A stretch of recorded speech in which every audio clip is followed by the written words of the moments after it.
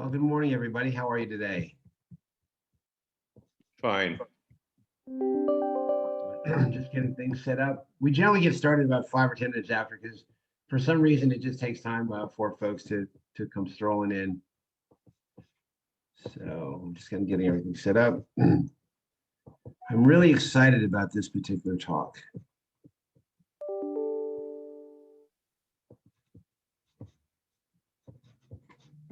Let's see.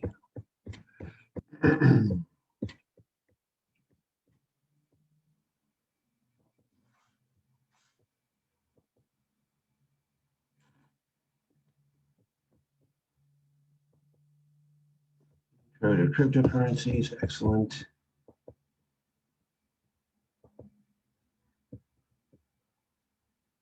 Put that down there.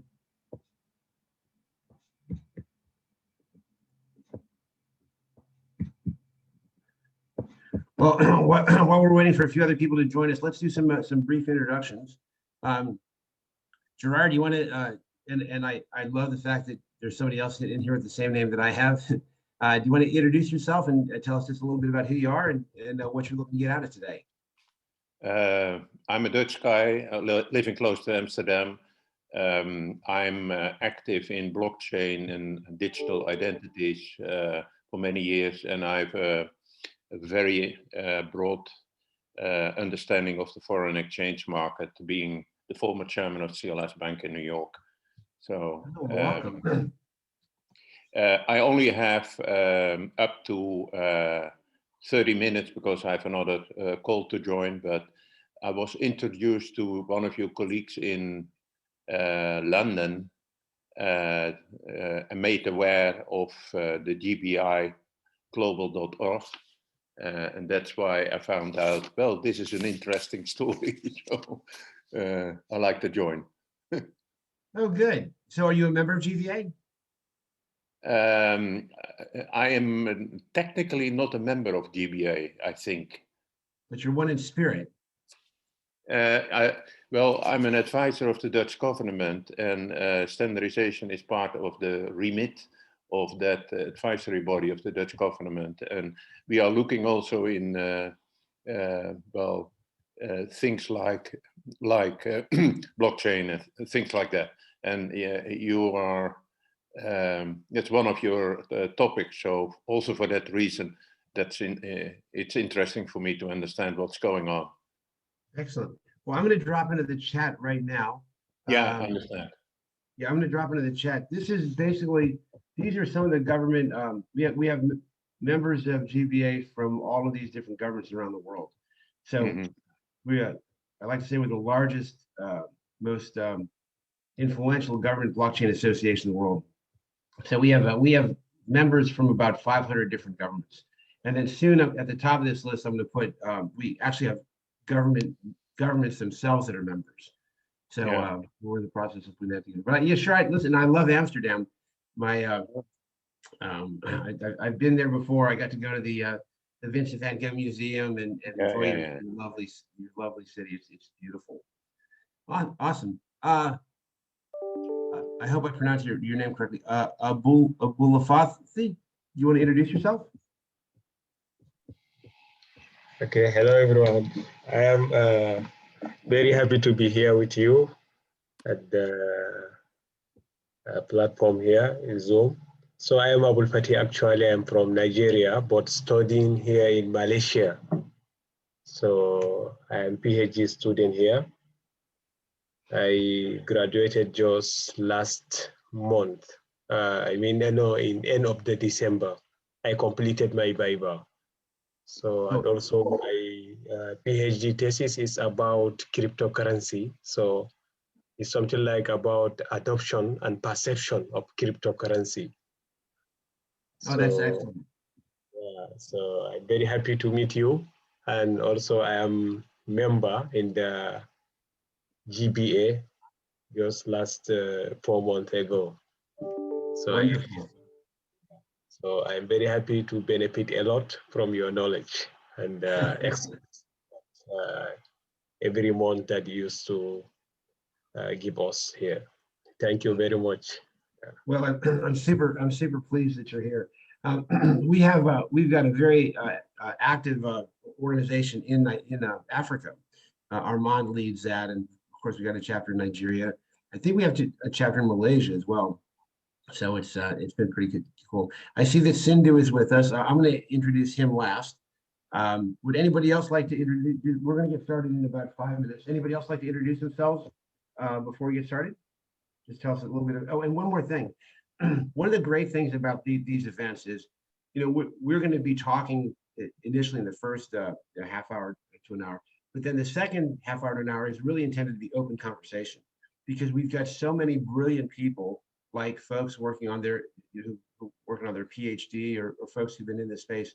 And quite frankly, the real value of these events is allowing you guys to connect, communicate, and collaborate with each other. So I'll ask you to do it now.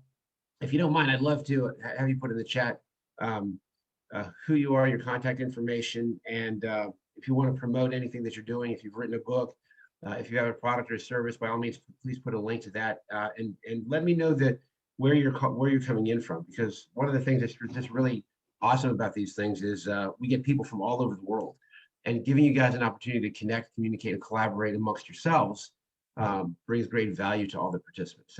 So please feel free to put that information in the chat. And would anybody else like to introduce themselves before we get started? I got about 4 minutes.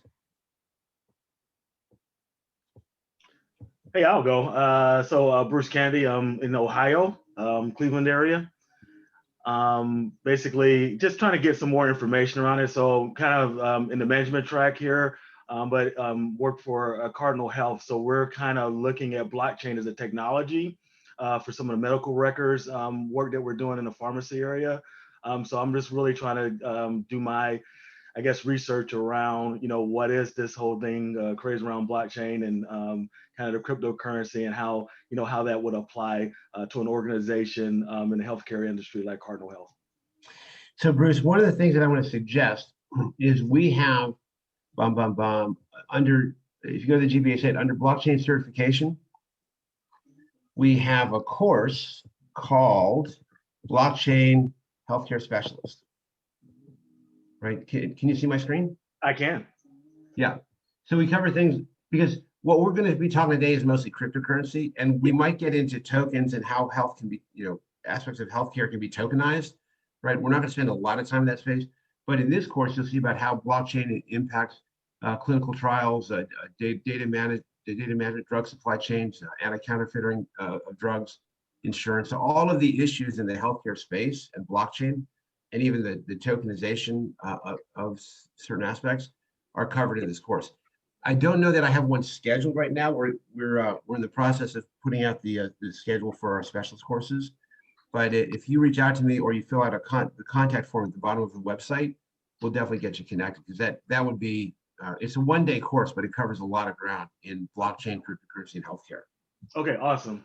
Yeah, and with some new regulations coming down from the government on track and trace, basically from the opioid crisis, you know, solutions we're looking at kind of around the blockchain space. Not that that's the only solution, but that is one that we believe could solve that problem.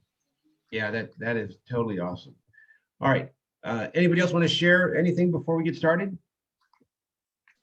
Yes, good morning. My name is Imran Ali. I'm from New Jersey. I'm pretty new to the whole scene of blockchain. Got introduced to something called blockchain 2 months back. And since then, I've done some private courses about fundamentals of blockchain and attended a lot of events across globally, from Canada to Singapore to Australia, and now hopping on some of the events in US. So learning around what it is. And I come from a human resources background. I'm trying to see how, if I can swap over to something blockchain, or how it's going to evolve. Excellent, excellent. Well, you'll get a lot out of today. And in the area of human resources, there's a lot, especially around credentialing, licensing and permitting, stuff like that. So if you haven't checked, if you go to the gbaglobal.org website, under association, you'll see working groups, and you'll see all kinds of different working groups that you can plug into to kind of get specialized training on blockchain. Well, absolutely. I'm going to explore more. Thank you so much. Oh yeah, yeah. It's a great organization. All right, so let me lay out just a couple ground rules. We are recording this. We do have a YouTube channel, right? And so if you like the stuff that you hear today or any other types of stuff, if you go underneath resources on the main page, right, or resources in the menu, and then come down to videos, this whole thing that we're doing today will be recorded, right? So we have previous things plus selected clips, right? So if we have one of these conversations and there's a high value conversation that's generally, you know, relatively short, a minute or two or three, then our team will essentially will extract that and put that out as GBA clips and get that out. So as part of that, let me just share a couple things. One, when we start, please turn your camera off if you're not talking, right? Because this pops up in the thing. When you're talking, by all means, please turn your camera on. Love to have it. Please leave your phone muted unless you're talking, and then unmute it to speak. And then as far as your name is concerned, the names will appear on the video. So if you want your full name on the video, awesome. If you would prefer not to have your full name, I would ask that you just have your first name instead of, you know, 703-474-2693 or something. Yeah, so I was just asking that you identify either by your first name or your first and last name. That's about it. So like I said, this will be recorded on video and made publicly available. So don't say anything that you'll regret later. Okay. So what I want to do is Sindhu Bhaskar is with us. He is Sindhu, why don't you hang on? So let me get this up, and I will actually get started. All right. So my name is Gerard Daché. I'm the Executive Director of the Government Blockchain Association. Today, we're going to be talking about cryptocurrencies and how to use them. We have a panelist with us, Dr. Sindhu Bhaskar. We do have somebody else scheduled to attend. They have they're not able to join right now, so hopefully they'll come on later, and I'll introduce them. But Sindhu Bhaskar is a GBA member, and he has essentially enterprises and expertise in this field all over the world. I'm going to let him introduce himself. Once he introduces himself, I'm going to give just a little primer or background on this, and then I'll ask Sindhu to make an opening statement, and then we'll move into questions and answers. And the real value of these events is that dialogue that goes back and forth. So please feel free, if you have any specific questions you'd like asked, put it in the chat. When I open it up for questions and answers, you can raise your hand, and I'd be happy to recognize you. And so Sindhu, why don't you tell them a little bit about who you are, and then I'll share my background a little bit, and then I'll do the little intro, and then the floor is going to be all yours. Okay, thank you, Jared. Welcome to all of you, friends. I'm Dr. Sindhu Bhaskar, and I'm the chairman and founder of EST Group. And basically, my head office is at Cambridge Innovation Center, MIT Boston. I'm basically Indian. But I have been working on fintech projects, and I've created a digital banking.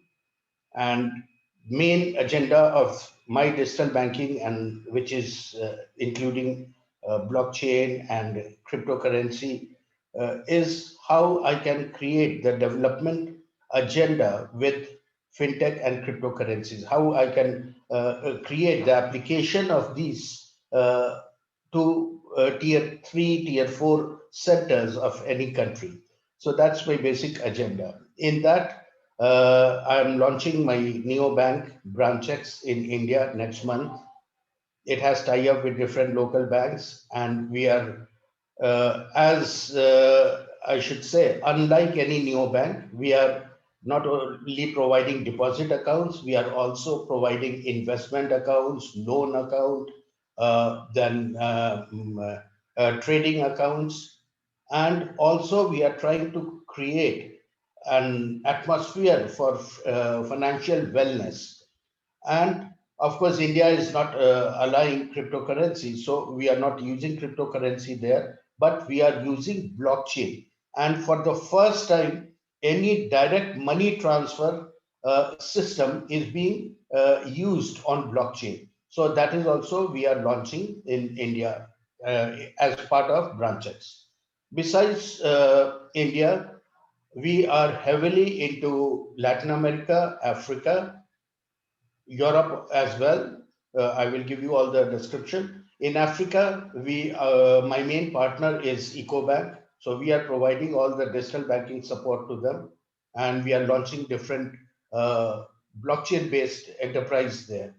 We have also tied up with Ghana companies which are going to provide smart agriculture there, which is a fully blockchain-based enterprise, combining agriculturists, small and medium farmers, and small scale industrial people. So all these three basic says cross sections of society, which really cater to the development of any country and society, that we are including in this smart agriculture. This smart agriculture is also getting adopted by government of Philippines, and I only today only I have come to India on my way to Philippines. I'm going to sign the agreement there with government of Philippines Department of Agriculture. In Latin America, yeah, go ahead.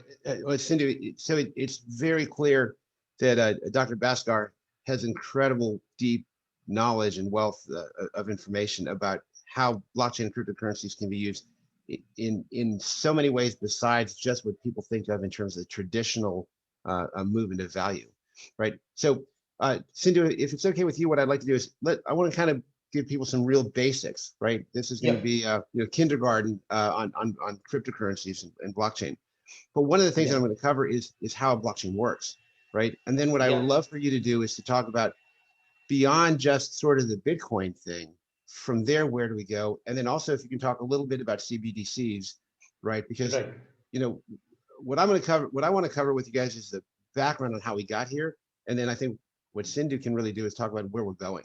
And then we'll open up to questions and stuff. So let me get started with this.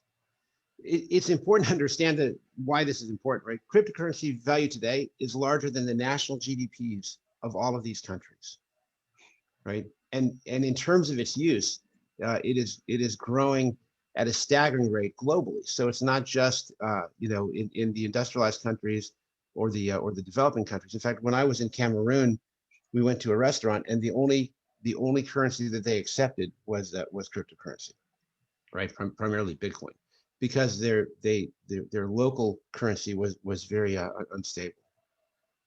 And when we look at adoption, right, and we look at things like the number of wallet downloads for different cryptocurrencies, right, the curve is staggering. And this curve is a little old. The numbers have gotten even higher than that, right?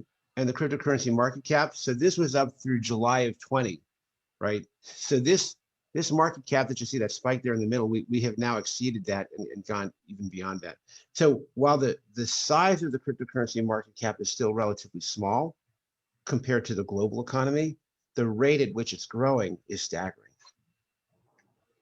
And so I want to give you just a brief history of how we got here. So the first blockchain, if we look at it in the 1982, David Chaum proposed a protocol. And basically he was addressing how can computer systems be established, maintained, and trusted by mutually suspicious groups. And Stuart Haber and Scott Sternetta in 1991 tried to answer a question. Scott became increasingly disturbed by the fact that he saw the world was going digital, and there was no way to validate the authenticity of a digital record, right? And that really started to bother him.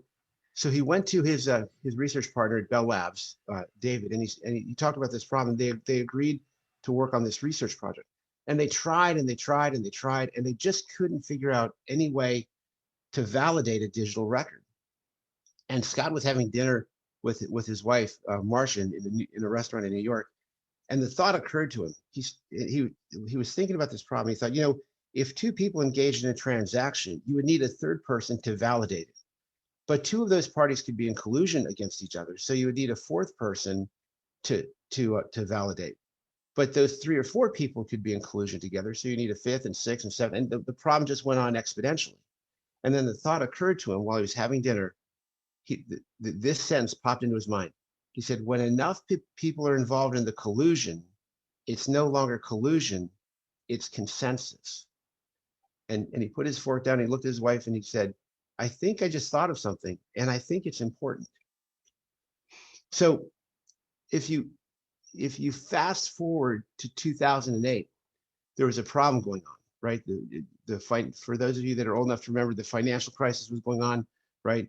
Global banks were too big to fail, right? It was the worst financial crisis. Financial institutions were crumbling. The government had to step in.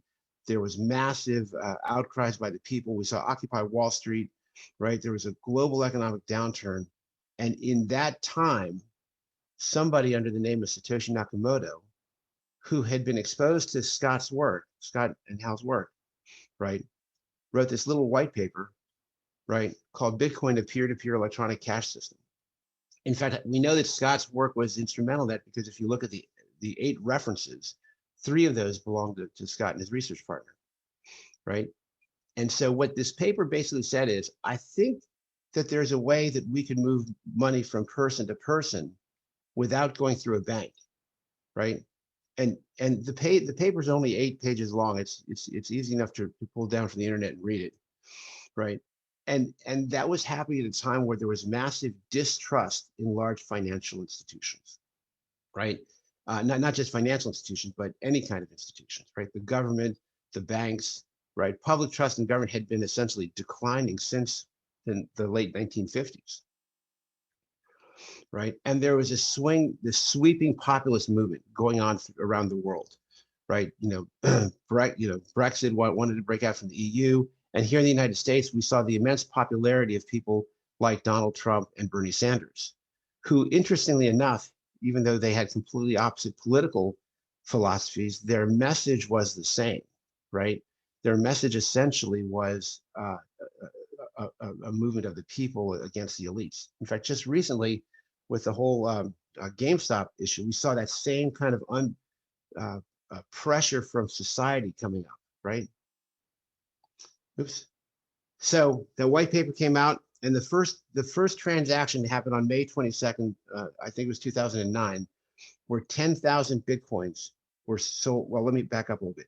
So that paper came out. There's a couple people that wrote some open source code about these wallets and how they can move money back and forth. They just started, it was like Monopoly money or funny money.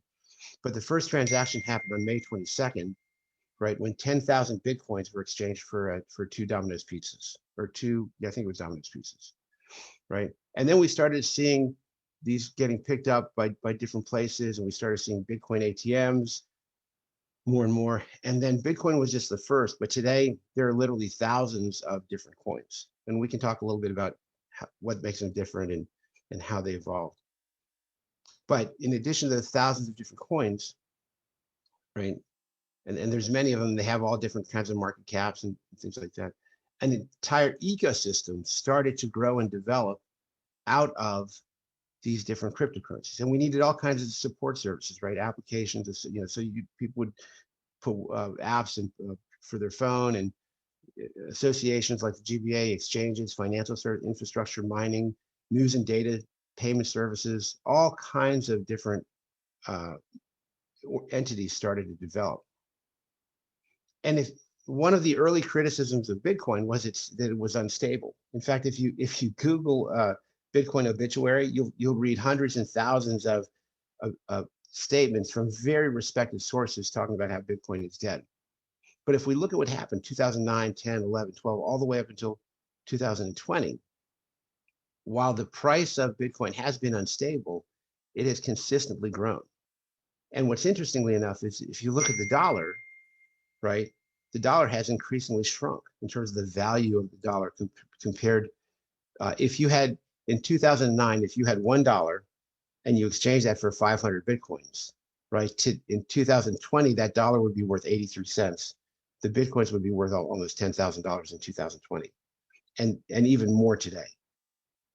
So when people would say that Bitcoins are unstable, I would say you're absolutely right. And the dollar is very stable.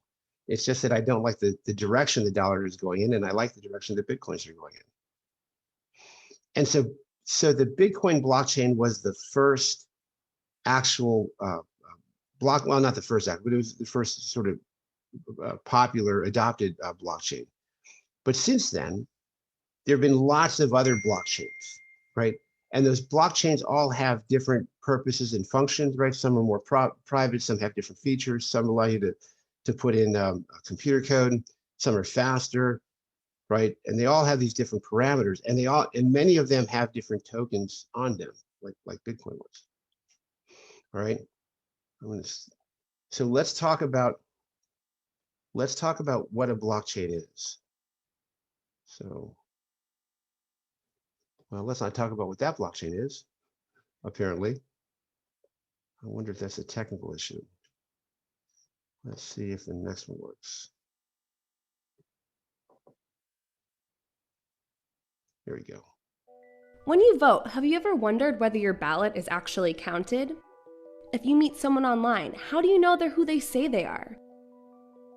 When you buy coffee that's labeled fair trade, what makes you so certain of its origin? To be sure, really sure, about any of those questions, you'd need a system where records could be stored, facts could be verified by anyone, and security is guaranteed. That way, no one could cheat the system by editing records, because everyone using the system would be watching. Systems like this are on the horizon, and the software that powers them is called a blockchain. Blockchains store information across a network of personal computers, making them not just decentralized, but distributed. This means no central company or person owns the system, yet everyone can use it and help run it. This is important because it means it's difficult for any one person to take down the network or corrupt it. The people who run the system use their computer to hold bundles of records submitted by others, known as blocks, in a chronological chain. The blockchain uses a form of math called cryptography to ensure that records can't be counterfeited or changed by anyone else. You've probably heard of the blockchain's first killer app, a form of digital cash called Bitcoin that you can send to anyone, even a complete stranger. Bitcoin is different from credit cards, PayPal, or other ways to send money because there isn't a bank or financial middleman involved. Instead, people from all over the world help move the digital money by validating others' Bitcoin transactions with their personal computers, earning a small fee in the process.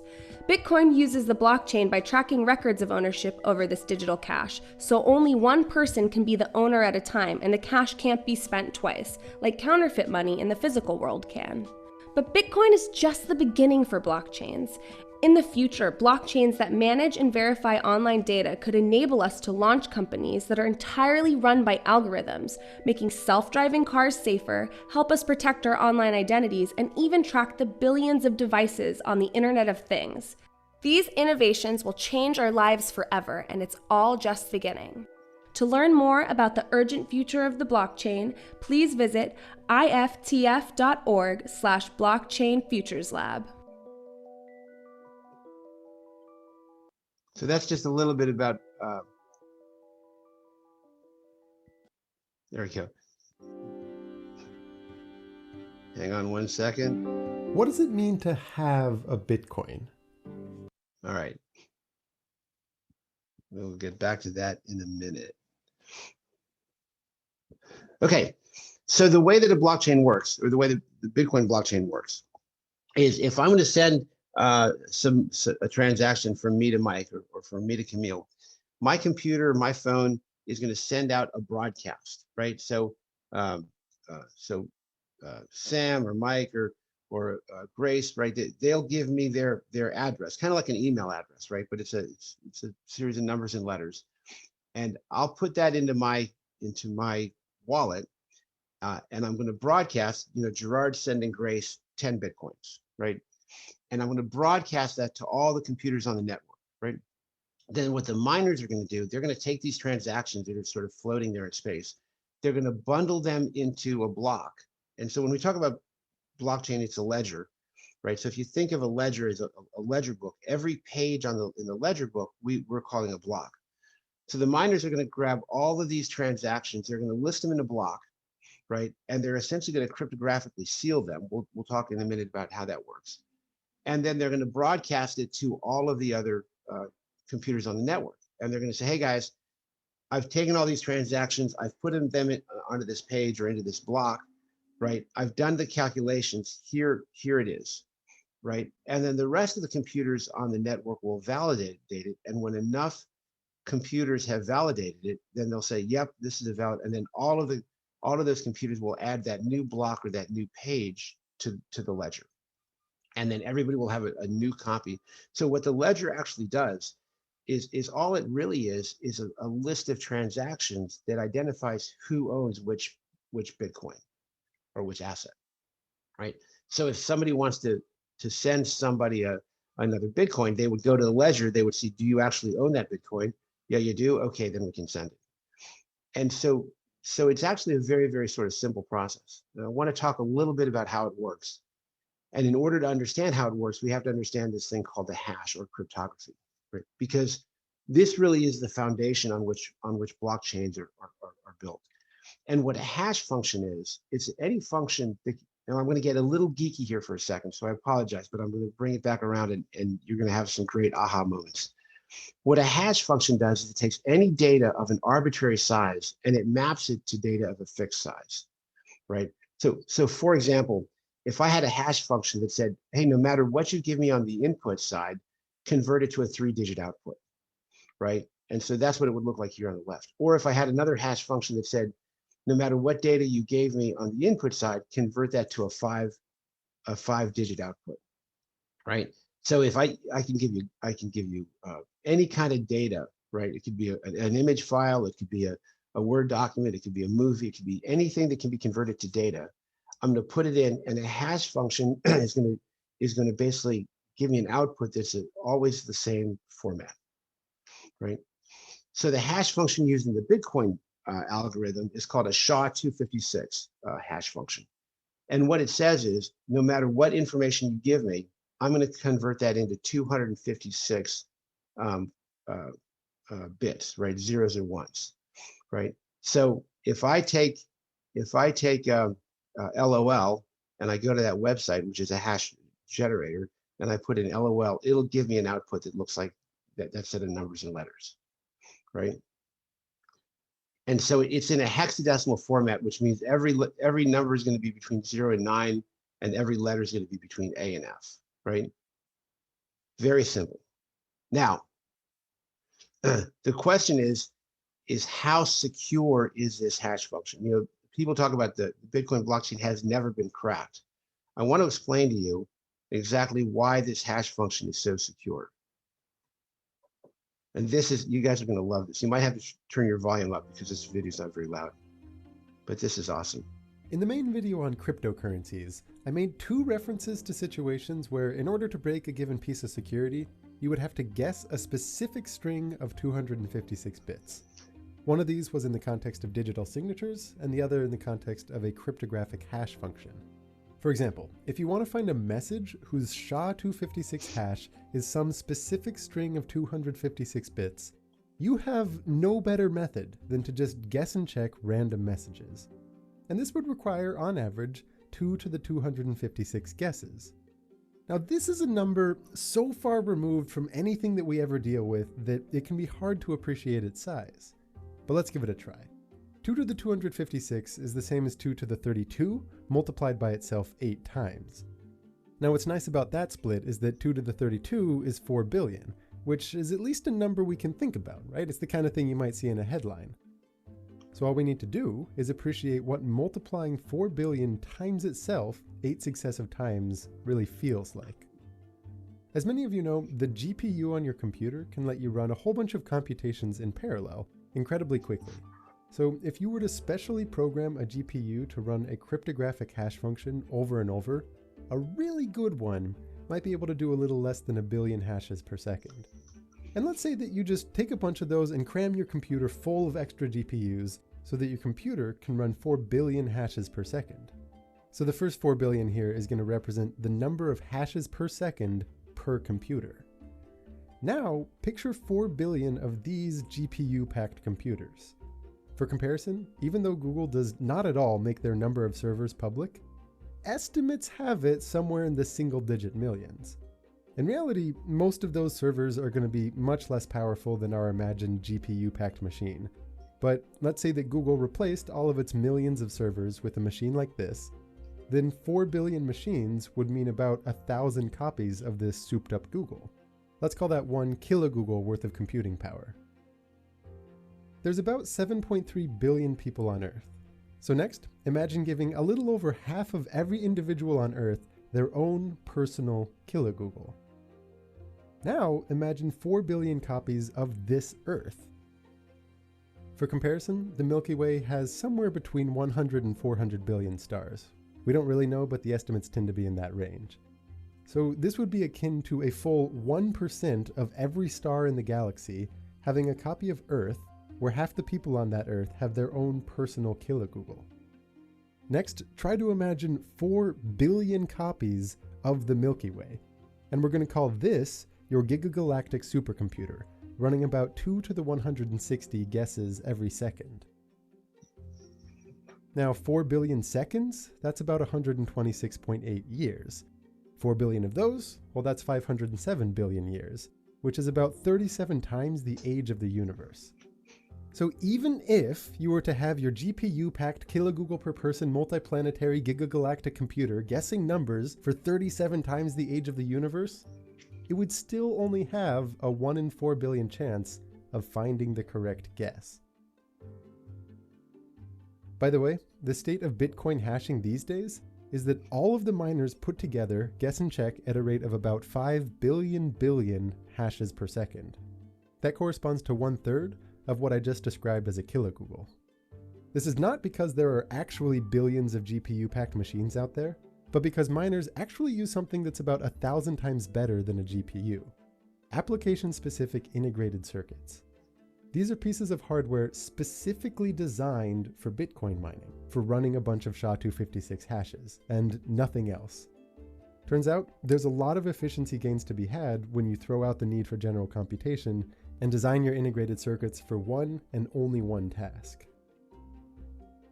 Also, on the topic of large powers of 2 that I personally find it hard to get my mind around, this channel recently surpassed 2 to the...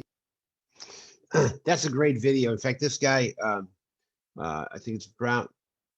Well, I'll put the information in the chat. He's basically a math professor, so he does all kinds of videos. This is it: 3 blue, 1 brown. So if you love math, it's a great channel, and I just love his delivery. But that kind of gives you an idea of when people talk about the security of the blockchain. So I want to explain exactly how that all fits together here. Just a second. So just a couple things about hashes that make them unique and appropriate for blockchain. Hashes are unique. What that means is this makes a hash an effective identifier for a specific input. One hash represents one specific input, and a hash will never represent 2 or more outputs. So it's not like I could hash Jack and Jill went up the hill and ABC 1 2 3. If I hash those 2 numbers, I will never get the same output. They will always give me 2 different outputs, right? And yeah, that's right. So a hash is it's 256 bits, which is either a 0 or 1. So it's pretty powerful. The other thing that's important to understand about hashes is they're asymmetrical, right? You can't reverse engineer a hash. There's no way for me to look at a hash and in any way be able to reverse engineer what the input was. It only goes in one direction, and it's completely patternless, right? So if I hash ABC 1 2 3 and I hash ABC 1 2 4, right? There's not going to be any correlation between those 2 hashes. It's completely random, right? So if I hash a message like Jackson gave Ali 57.2 Bitcoins on September 29th, right, at 4:35, right? It'll give me a number. It'll be totally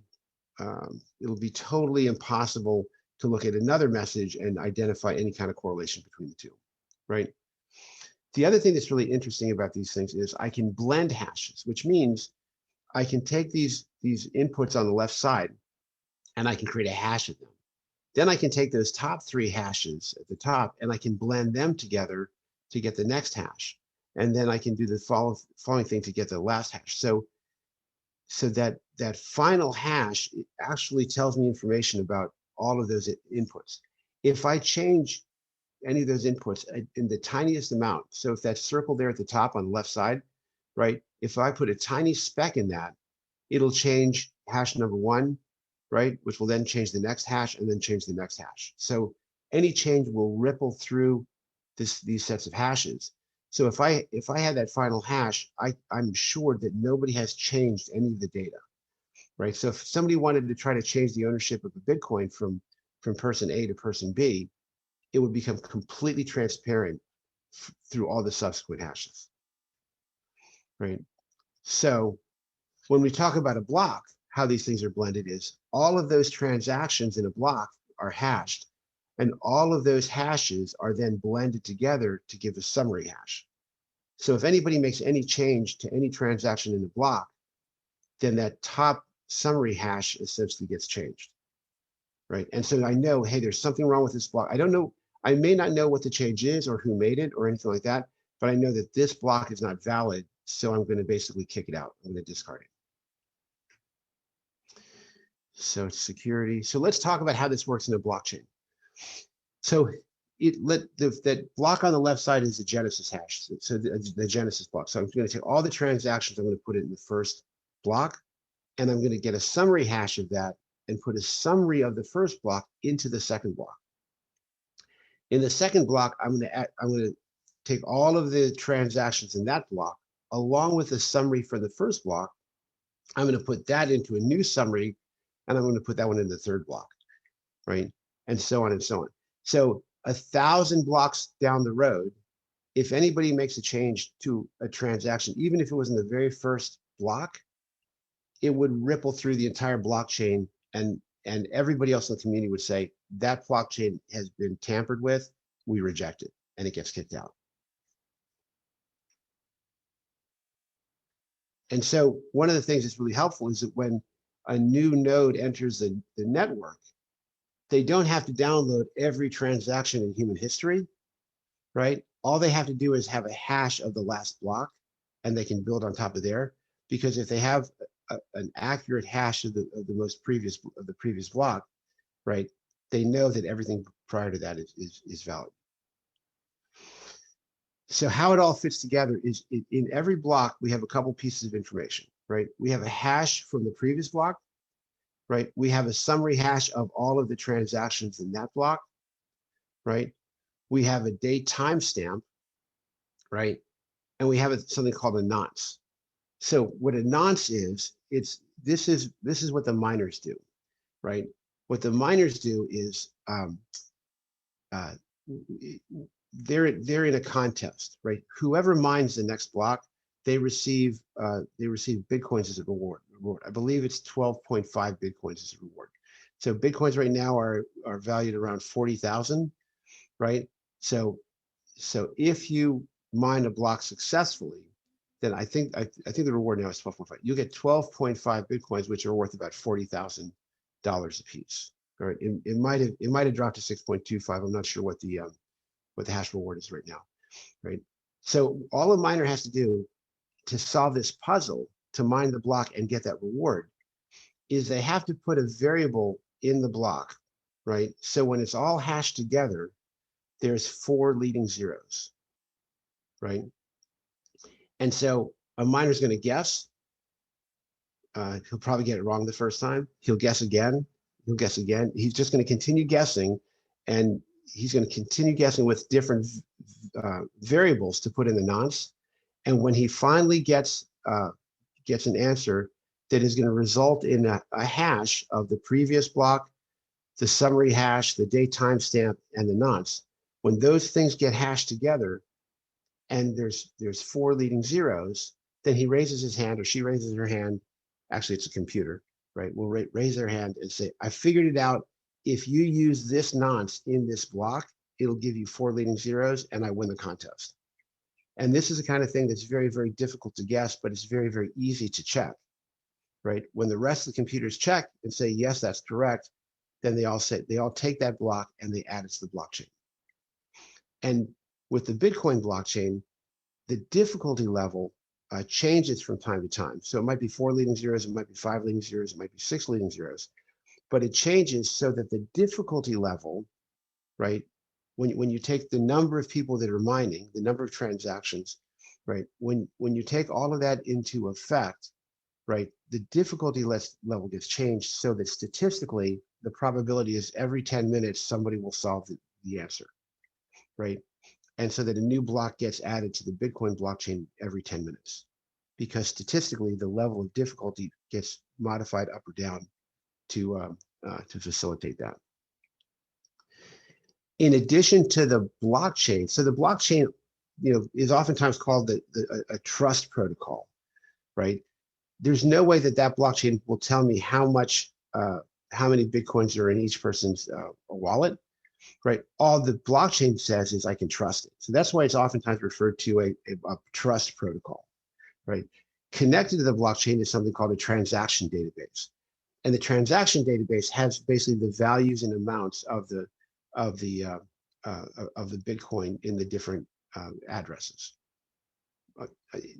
They're called inputs or outputs. They're generic. Technically, they're not addresses, but they're generically called addresses, without getting into a lot of details about the nuances. So the transaction database tells me essentially how many Bitcoin addresses, how many Bitcoins are in each address, right? The blockchain tells me whether or not I can trust it, right? And once all that syncs together, it gets replicated throughout the network. There's consensus, and that's how it all works. Yeah. So there's a lot of other stuff here, but I wanted to kind of give you a sense of when we talk about cryptocurrency. I like to talk about Bitcoin as the very first cryptocurrency, and then from that, there's a million ways we can go. We can talk about different types of cryptocurrencies, privacy coins. There's a million things we can talk about in the questions there. But are there any questions right now about exactly what, how the blockchain works, and how Bitcoin works?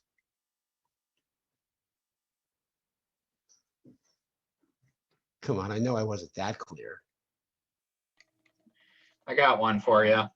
Go for it, Michael.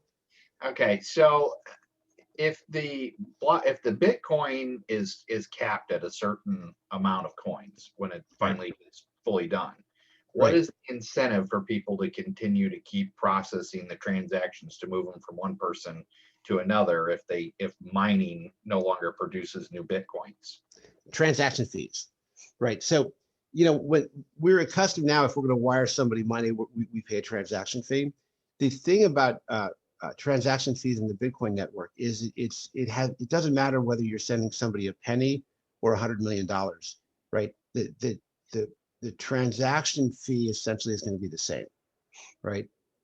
And so realistically, using Bitcoin for a small transaction like a Starbucks coffee may not make any sense at all, but it may make a lot of sense to use it to pay for a car, right? Or a student loan payment or whatever.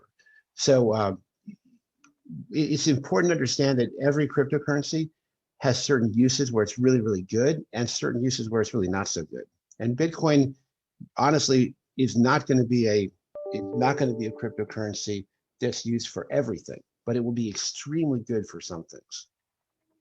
So does that imply that there will be some cryptocurrencies, different ones that would be good for a Starbucks versus buying a car, for example? Correct. Okay. So like coins, there's other. So if I'm going to buy a coffee at a Starbucks, right? I probably don't need 51% of every computer in the world to validate that transaction, right? So there's other protocols with other coins that are less secure, but they're completely adequate for a Starbucks coffee. Got it. Okay. Thanks. Sure. Any other questions?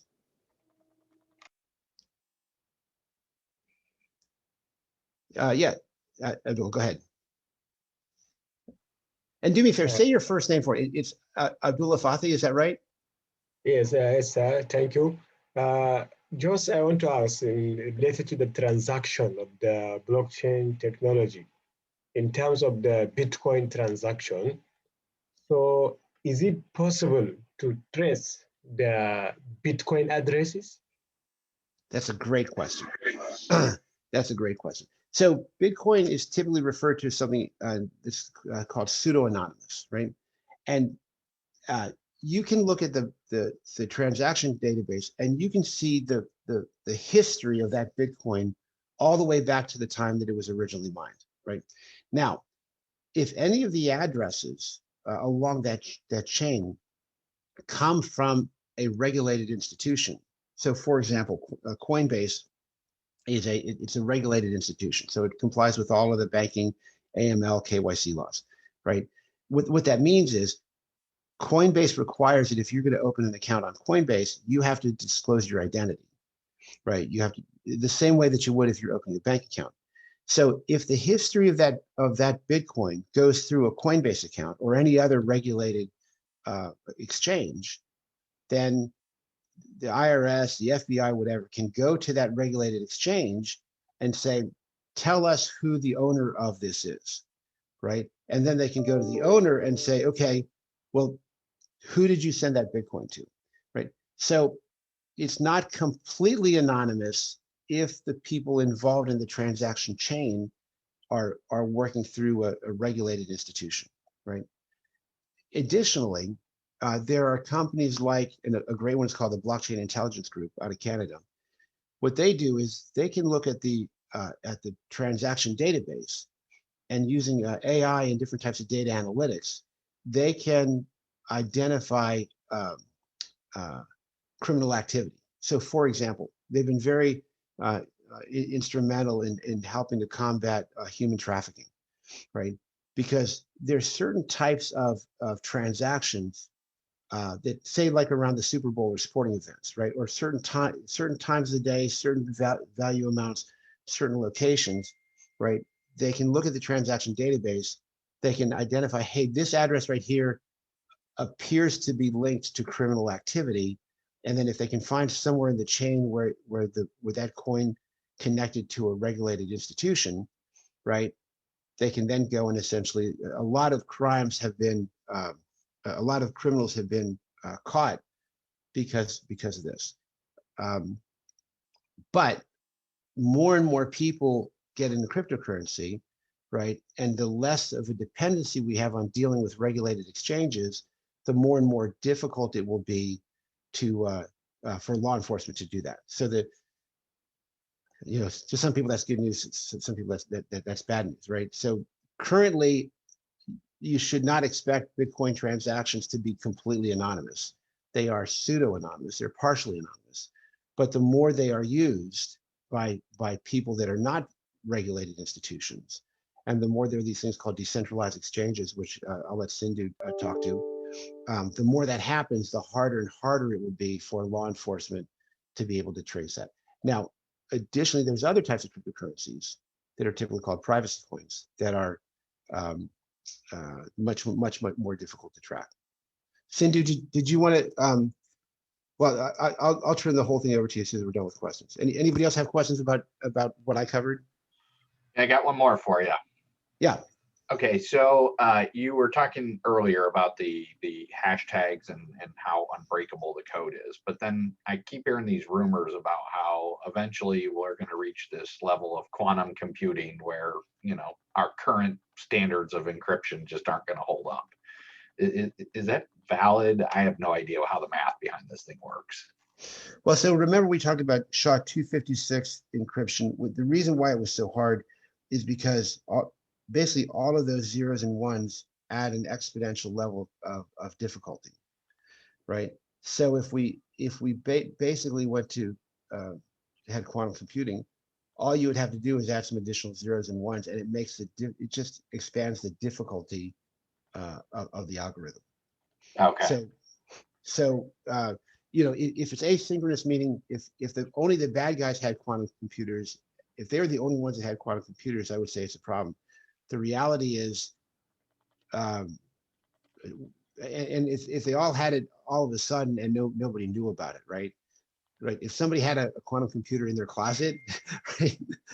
But the other thing that's really fascinating is that if you break Bitcoin, the value drops for everything, so you would get nothing out of it.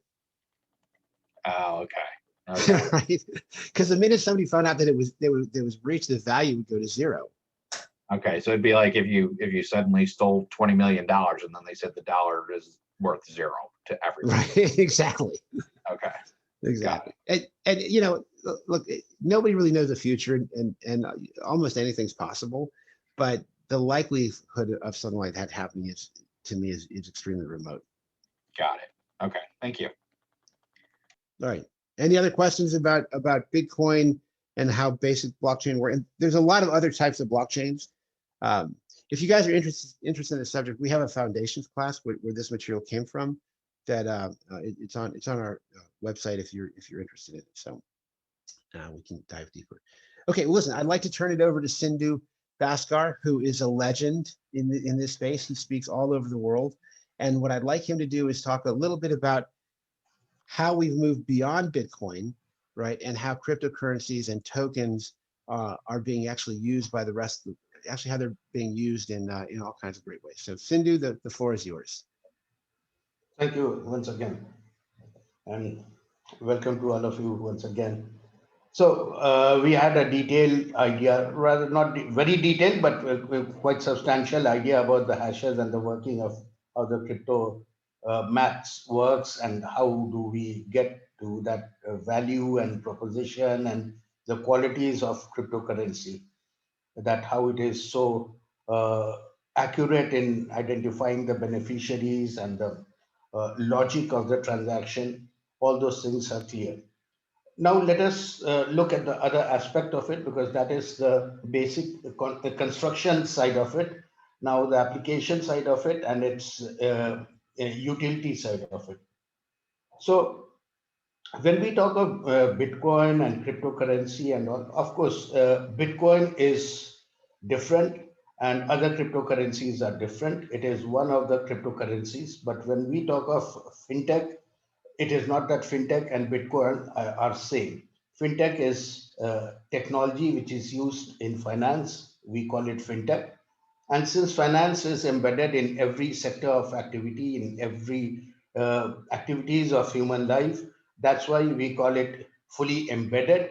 So fintech is a pervasive and rather all pervasive and taking roots in all different activities. It is in banking, insurance, political activities like voting, trading activities like settlement of trades, KYC model, because of the qualities of the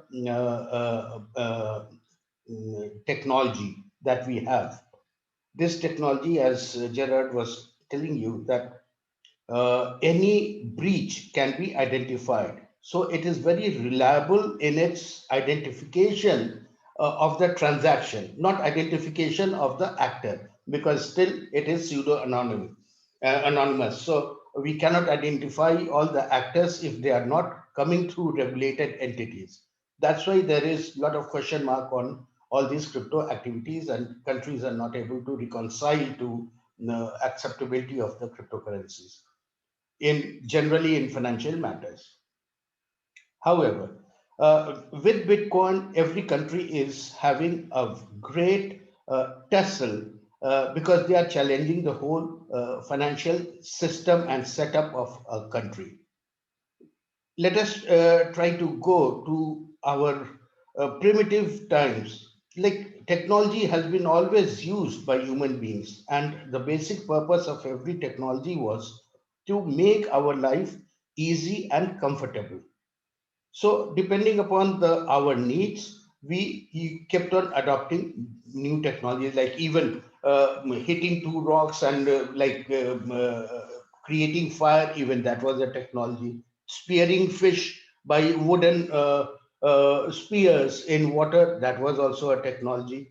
So when we moved further and we started moving from one land to another land using some sort of leather coins or some sort of metals like iron, all those things with some signs, royal signs and all that, all were we were trying to use some sort of technology to bridge the gap, because human beings are scattered everywhere. So when you have to create a transaction with all this scattered multitude, you have to have some sort of commonality in the medium so that it can be accepted. And that is exactly what this cryptocurrency is doing with the consensus model in blockchain and all that. You are creating a convergence point. With that convergence, everyone is able to accept your transaction as a valid transaction, and it can be taken into the records, and a new block comes into being, which again adds to the whole blockchain, and that becomes a credible information for the enterprise. Now, in 2008, we saw how the economy melted and everything crashed, and there was total disrespect, and there was total loss of trust and belief in our financial system. And bankers are supposed to be biggest enemy, and we try to segregate them, saying that they are legacy banks, heritage banks, which don't want to correct themselves, and they must be destroyed and banished. And that's how the crypto revolution came into being, because it was P2P. So the movement of transaction was very fast immediately. So that was again another issue, that heritage banks and our old banking system still they follow. There is a lot of lead time in any close of the transaction. So with this P2P transactions, it was instant and very fast. So that became a rallying point. When it was fast and P2P, so you are taking out all the intermediaries. So again, that was a benefit, that you are passing on the maximum benefit to the beneficiary. There is no intermediary which can take it away. And since it is part of that cryptography and you are using the blockchain technology, so the reliability of your data, reliability of your transaction is utmost, because everything is recorded, and you can take look back, and you can still see that yes, the transaction has moved like these, and these are the partners, and these are the actors, and these are the constituents of the transaction. So everything becomes a real solid and a real identifiable and verifiable. So from there we took out all the qualities of blockchain based transaction in financial system, that they are speedy, they take out all the intermediaries, and they are very reliable. Reliable in the sense they are immutable, so you cannot change the data, and if there is any change, it will create the alarm. With those qualities and the financial system being in a mess, the P2P system of blockchain is very helpful, and it has really created a storm in the cup, I should say. And every bank is now jumping at it. But as we know that everything has its own plus and minus, so all the bad actors of yesterday are also becoming the actors of this blockchain. So you can understand that the same intentions are getting carried over. So how far it will go and how far it will remain revolutionary throughout the years, only time will tell. But we have to be very, very cautious about all those things. Why I'm saying this? I will give you the example of that. As Gerard also said, that everyone was very upbeat about Bitcoin, but when you thrash out Bitcoin and disintegrate it, there is nothing. So the basic problem of Bitcoin and all the cryptocurrency is the recourse factor. With banking setup, the biggest benefit for us was that there is a recourse. FDIC is there, fiat is backed by entire resource of a country, not only the goodwill. What is the backup of Bitcoin? It is the goodwill of entire universe. Let me put it like this. But can that entire goodwill of the universe, because everyone wants to have the pie of Bitcoin. So if is that goodwill able to give you the recourse? No, because of the volatility in the price of Bitcoin, you can see how it is. And tomorrow, if it crashes, like in 2008, government was there to help you out. If Bitcoin crashes today, and if you have heavily invested into it, where will you stand? Only you can know. And even now, as a matter of fact, so many people have lost their money when a couple of years back, 1 or 2 years back, when it was 20,000, 24,000, people had heavily invested, and then it came down to 6,000. So again, all those people lost their money. There was no recourse for them, and there was nothing which was backing it, backing the Bitcoin. So there was total wipeout. But anyways, let us move with the flow of the situation. We go as we see why institutions are now heavily geared to investments in Bitcoin. Again, Hey, Sindhu, yeah, can I throw something in? Because yeah, this is a fascinating point, sort of inflection point globally, right? Because it there are people that look at this from very, very different directions, right? If you look at what happened in 2008 and the financial yeah, institution, the financial institutions crashed, right? And why did they crash, right? They crashed primarily because in the real estate industry, they were essentially giving out loans that people shouldn't have it, that they were packaging that essentially exactly. the risk went through. And fortunately, the US government was there to bail them out, right? But and I share this just as as something for us sort of to discuss. Let me share the screen. What we're looking at right here, right, is the supply of US dollars, right? And so if we look at it, we got off the gold standard in the 1970s, right? In 2008, we had the financial crisis. We did quantitative easing. And then look what happens. The slope of the line changes, right? And then in March of 2020, we turn on the printing presses and look what happens to the slope of the line. And 40% of all US dollars in circulation today have been created in the last 10 months, right? Now, I tell you this for two reasons, right? The traditional financial institutions, right? They don't like the idea of Bitcoin and decentralized currencies, right? There's a it's possible that they could essentially outlaw this globally, like they do in India, right? Because this essentially, if people moved from, say, from dollars to Bitcoin or something similar, then the government would lose its ability to print money, and that's not a power or an authority that they're likely willing to give up, right?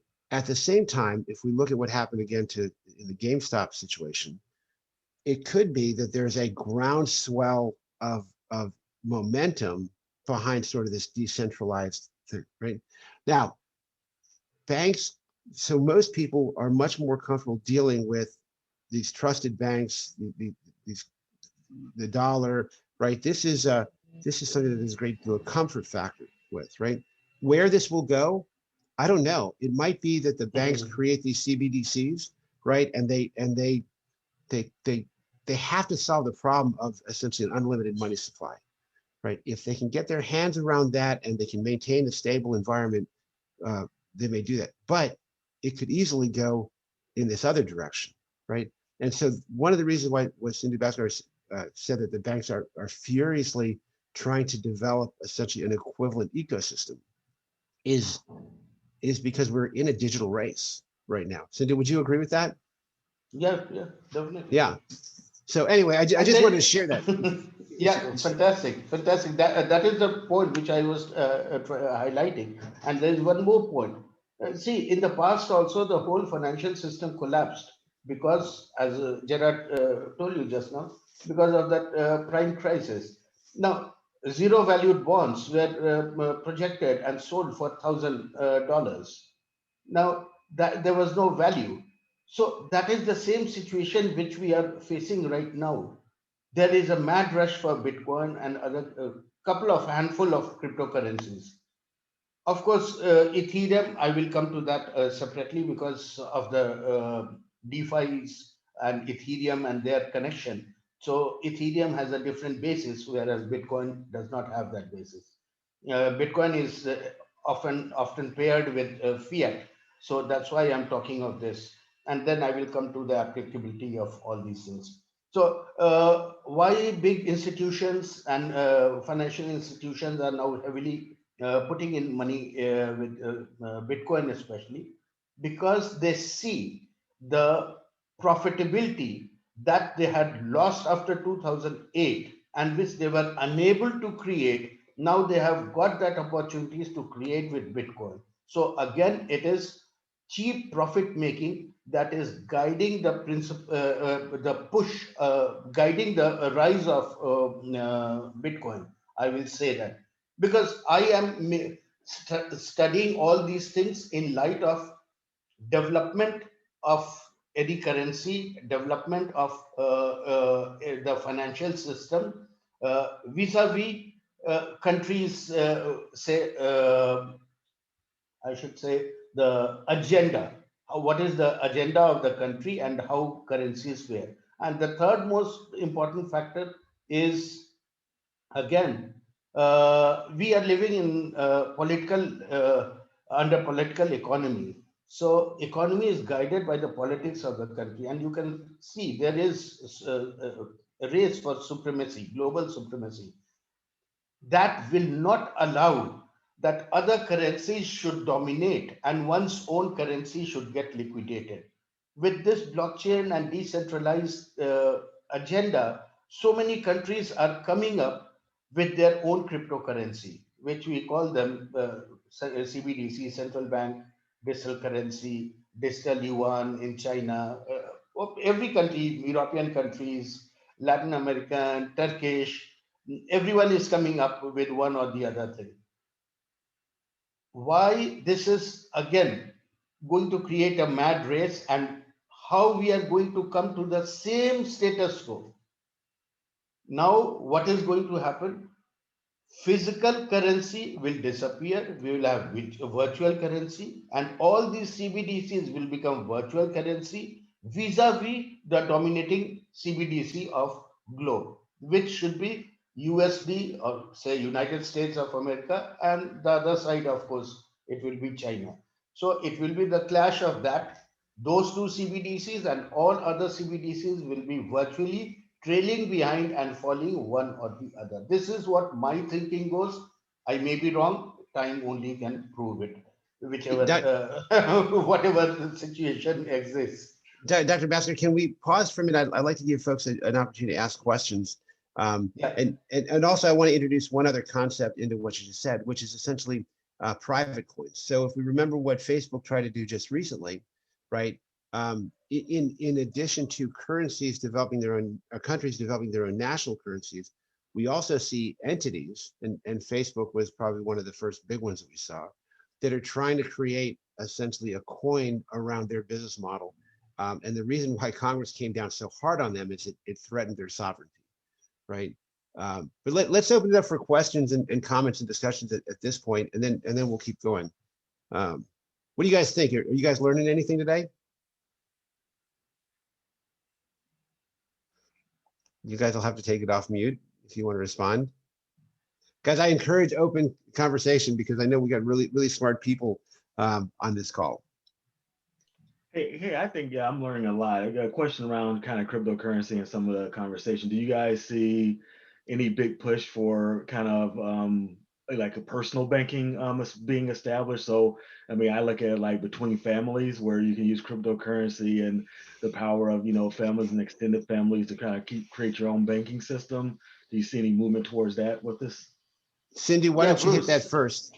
Yeah, Cindy, you hit that first, and then I'll comment on it. That was my last section, which I would have tackled. But anyways, see, banking is going to develop like digital banking with all the cryptocurrencies also. Here, why I in my introduction, I was telling you about it, because the banking that I have developed is fiat with crypto banking. So you can flip anything. If you want to do crypto banking, you can do crypto. If you want to move with fiat, you can move with fiat, or you can have both the system, and you can work parallel on both the sides. Now, the family offices, and please believe me, one thing is they're going to stay. Whatever institutions we have, they are going to stay. Nothing changes, only the direction and the form of the transaction changes. Nothing else will change. I can assure you that much. People said it is the death of bank. No bank is going to die. 100% I'm telling you, no bank will die, only they will change in their transactional nature.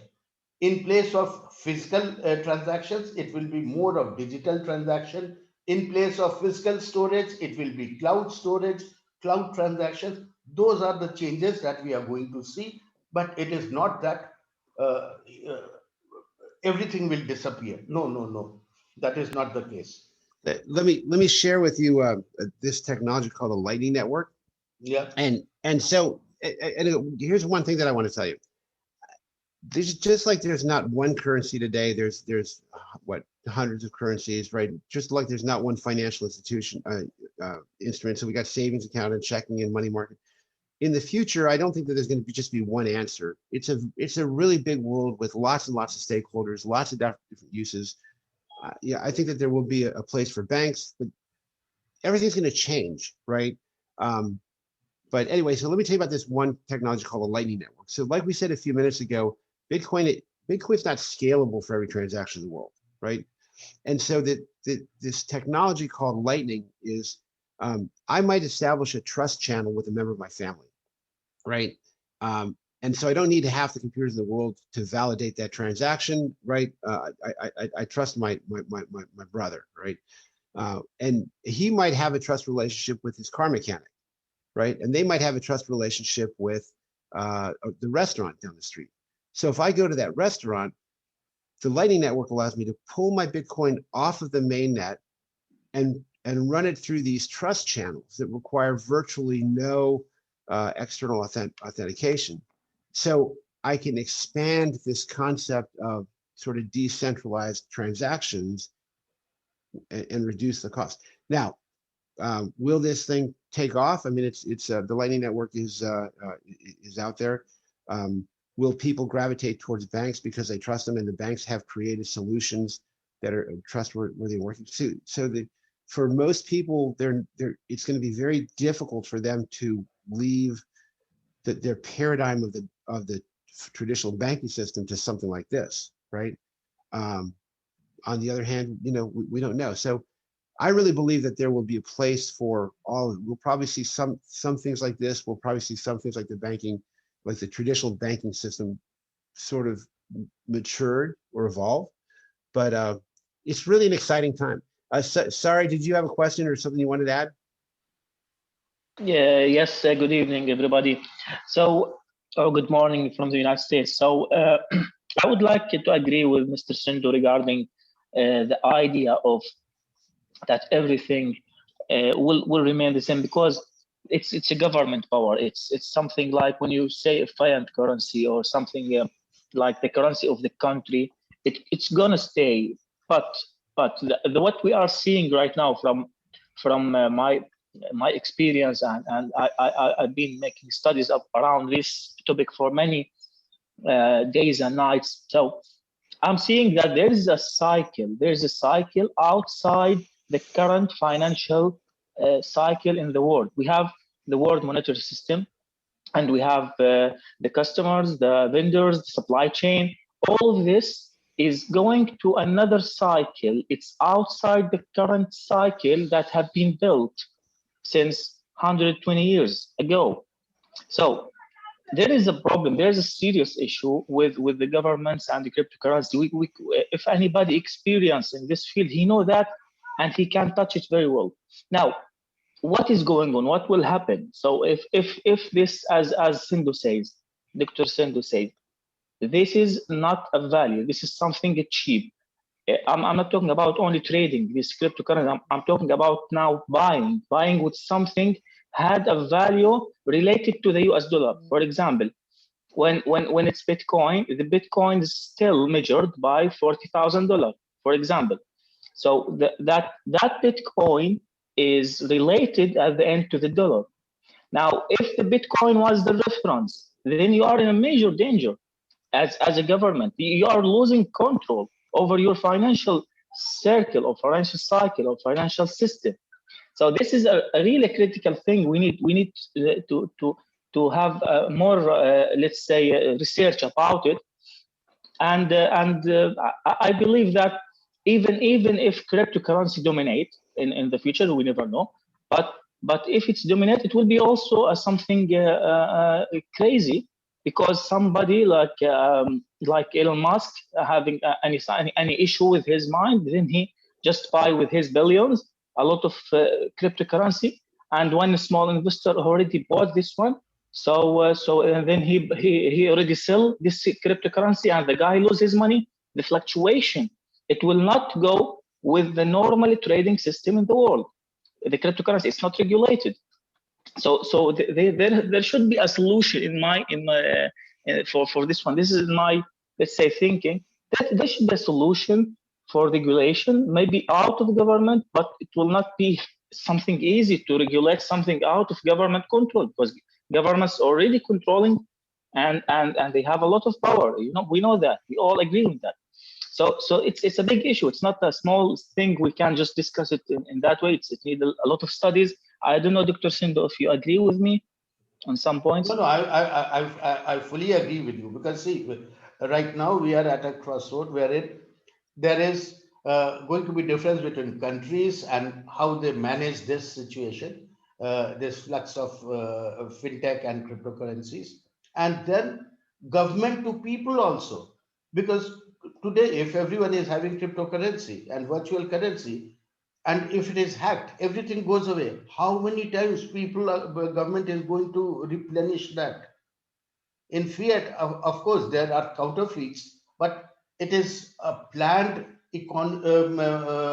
activity of certain sections, but it does not dislodge the other party of the total value that they hold it themselves. But in these cryptocurrencies and virtual currencies, everything can be wiped out. So today you are millionaire, tomorrow you are zero. How can you manage this, and how can government compensate you? That is a very, very big question mark.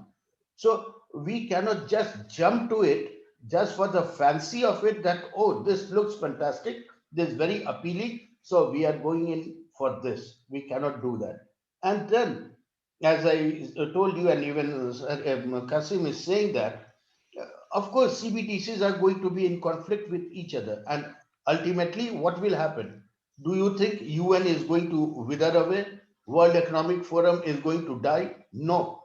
They will remain the regulatory institutions, and they will try to create the consensus, because even blockchain is consensus.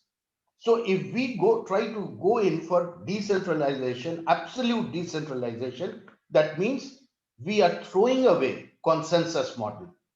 And with so many individuals, we cannot get rid of consensus mechanism. We have to have a consensus, because that is the compromise formula.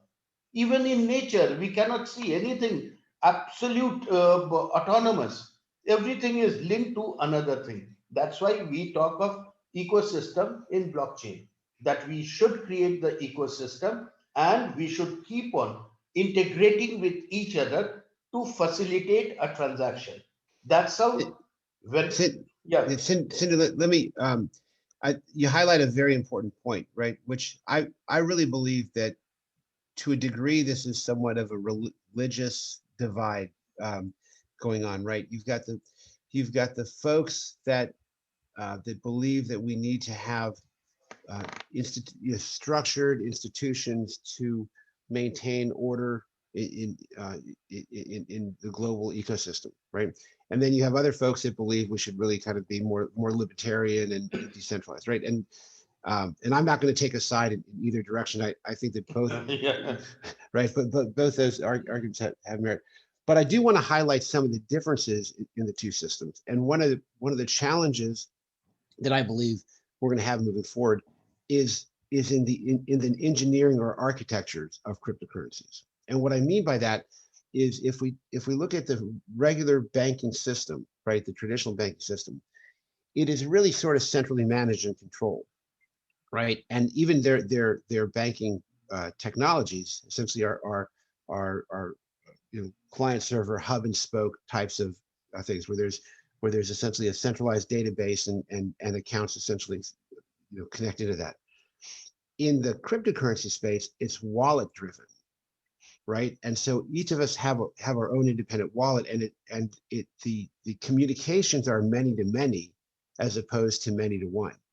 And one of the challenges, if you're interested in technology, to help us move as a society and as industries, is there's going to be a tremendous amount of work helping us essentially almost re-architect banking and financial systems right, from a hub and spoke to a many-to-many. One of the things that's going to really be a big issue for us to tackle is the issue of tokenomics, right? And so tokenomics has to do with, what is the price of a digital token or cryptocurrency? What is the supply? What is the distribution, the adoption, right? If you know anything about these ICOs, and what they did is a lot of people try to create wealth by creating a bunch of tokens, holding on to a bunch of them, trying to get other people to adopt them, oftentimes by giving them away and telling everybody how rich they're going to be, and then even burning the tokens to reduce the supply to manipulate the market, right? So we will see a lot of folks creating these tokens, trying to manage the tokenomics, and I think that even colleges should think about creating economics courses around tokens and the issue of tokenomics, right? Banks are going to have to figure this stuff out. Sindhu, do you want to talk anything about tokenomics or different types of wallets, or how people can engage with these different cryptocurrencies? And I'd be happy to share some stuff and then open it up. No, you go ahead with that part. Okay, so let's talk about most of the banks right now have not. Sindhu, are you aware of any banks that have actually issued a CBDC, or are they all currently just working on it right now? They are all working, and only Chinese central bank has done it, and they have distributed. But that is more in the retail type of CBDC. It is not a centralized currency as such. So in CBDC, again, you have different layers and different forms, whether it is wholesale or retail. So whatever we are going to see are all these cryptocurrencies. They will ultimately become retail currencies, and CBDCs will be separate, and every currency, these retail currencies will be aligned to CBDCs. This is what I think, and that is how even China is working.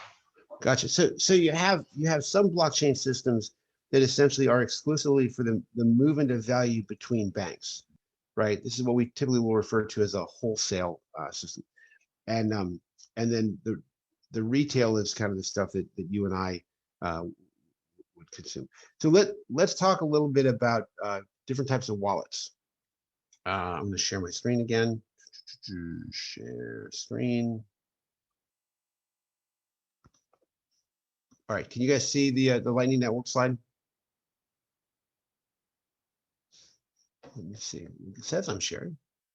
Share screen. I just need somebody to validate it. You are sharing. Okay. So can somebody let me know if they actually see my screen?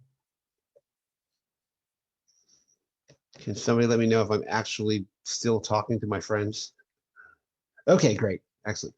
All right. So let's talk about blockchains in the movement of value, right? So we have these things called tokens, securities, and currencies. It's very important to understand the difference between these, right? And so when we're talking, what blockchains allow us to do is essentially digitize the representation of value.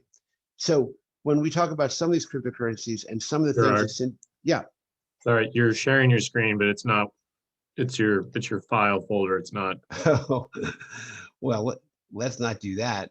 Let's do this one right here. Thank you so much for getting me on track. Okay, better? All right, so yeah, so like I said, what we can do with blockchain is we can essentially take anything of value, we can digitize it, and then move it across a blockchain, right? And in doing that, so you'll hear people talk about cryptocurrencies and what are they backed by, right? And so if people talk about Bitcoin, Bitcoin's really not backed by anything.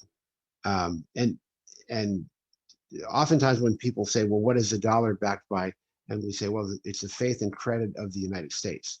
I've never really been able to get my head wrapped around that, because if the value of the dollar goes down because we printed too much money, I don't know if there's a government agency you can go and say, hey, I'm dissatisfied with this dollar. Can you go ahead and give me gold, or can you give me something else of value?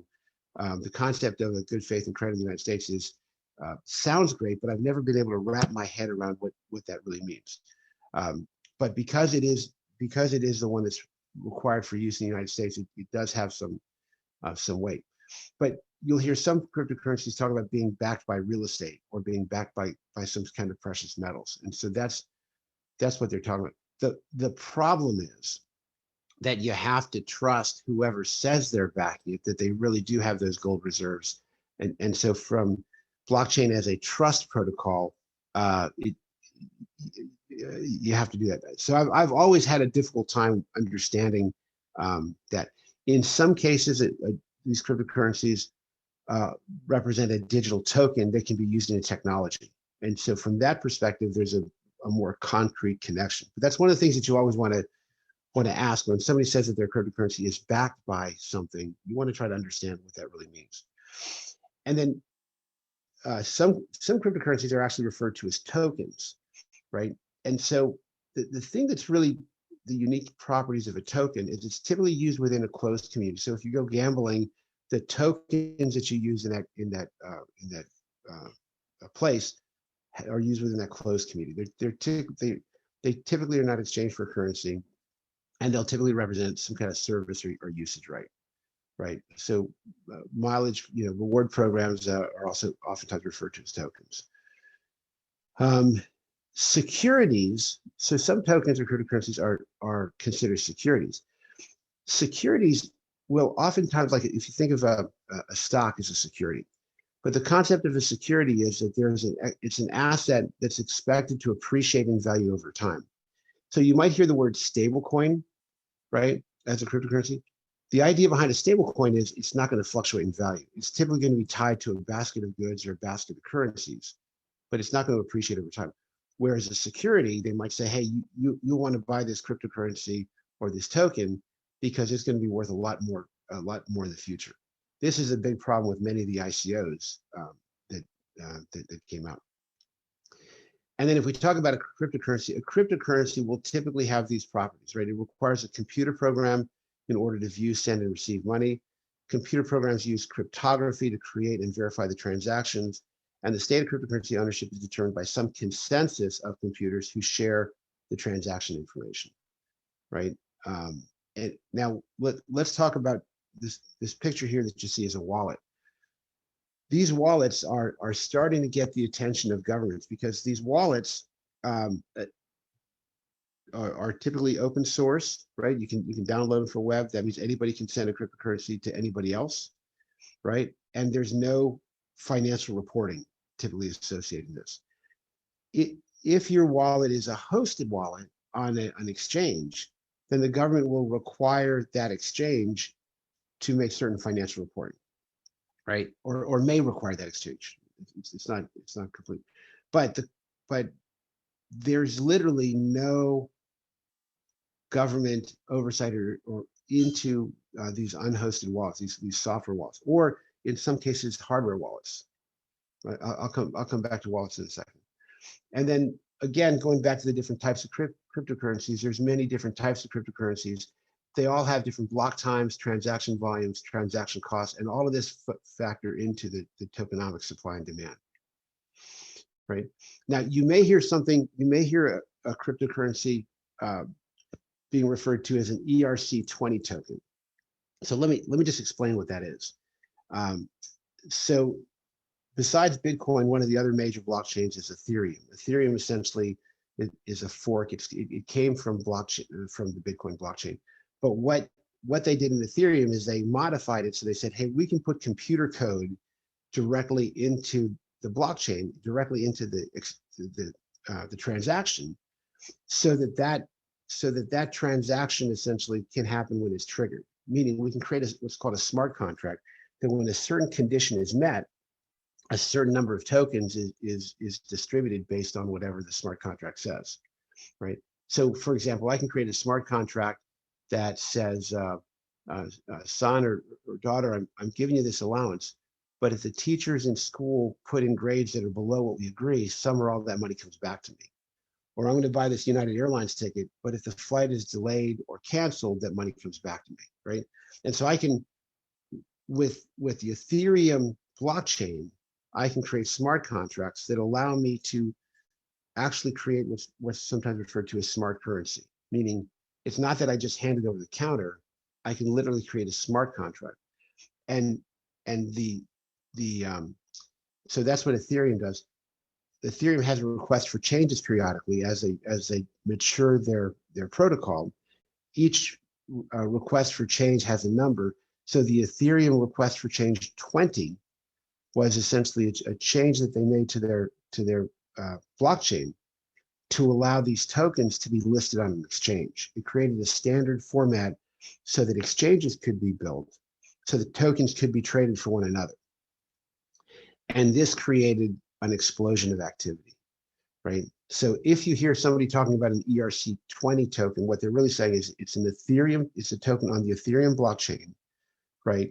Which allows for smart contracts, right? And so let's talk a little bit about exchanges and wallets. So there's lots of exchanges. Some of these are centralized exchanges like Coinbase.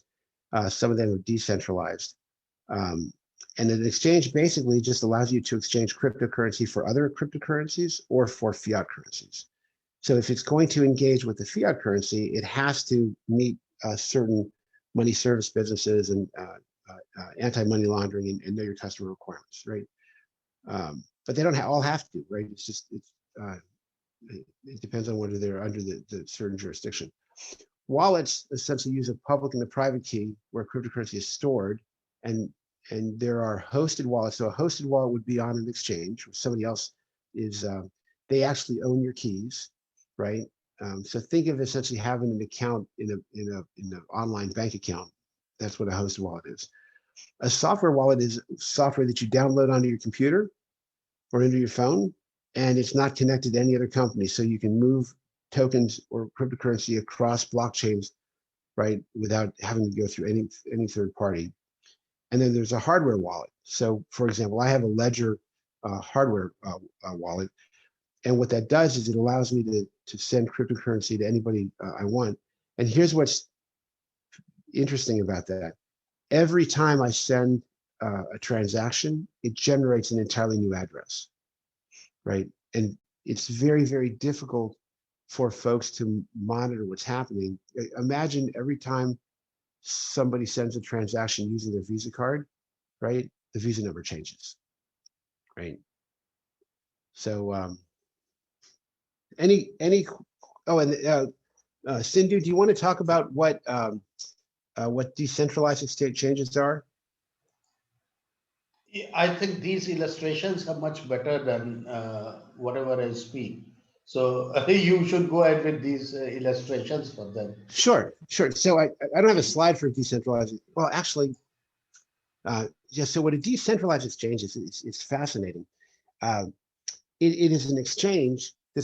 Well, I tell you what, I'm going to share with you.